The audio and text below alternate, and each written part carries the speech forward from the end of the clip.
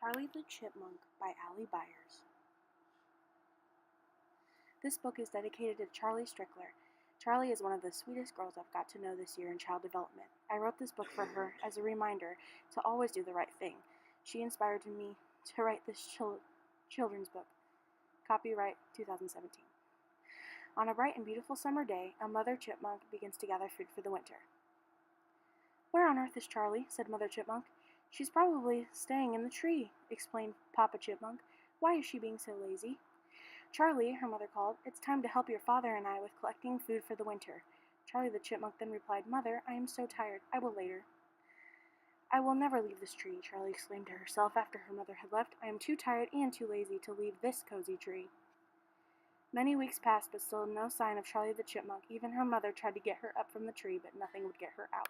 "Charlie," Papa and Mother called, "come out of there. We brought you food." "Mother, Papa, I don't want to come out," Charlie exclaimed. "Charlie," her parents called, "we brought you some sticks to help build you a new bed. We would love it if you came out to see it." Charlie then called back, "I like my bed in here."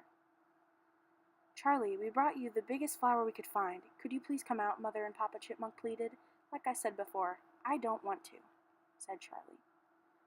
Along came the rich colors of autumn. "Charlie, it is almost winter. You haven't collected any food," said Mother. "I know," said Charlie. "I didn't want to leave my spot in the tree." "Oh, Charlie," sighed Mother. Finally, when the cold winds of winter came, Charlie had no food for the cold and long hibernation. She then decided to ask her parents for some help.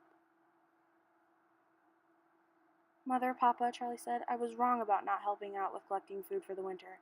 I have none to last me," she sighed. "Will you help me? I promise I'll help when spring comes around." Her parents then looked at each other and smiled. "Of course we'll help you get through the winter, Charlie," they said. "You learned your lesson about not being lazy and about helping others." After the long winter, the sweet breeze of spring finally came around in the forest. Charlie the Chipmunk learned her lesson about helping others and not being lazy. Charlie and her parents lived happily ever after. Byers is a sophomore at Oak Park High School. She loves animals and loves nature. She also loves to sing on her free time after school. Allie is very good with children and likes to teach them new things in her child development class.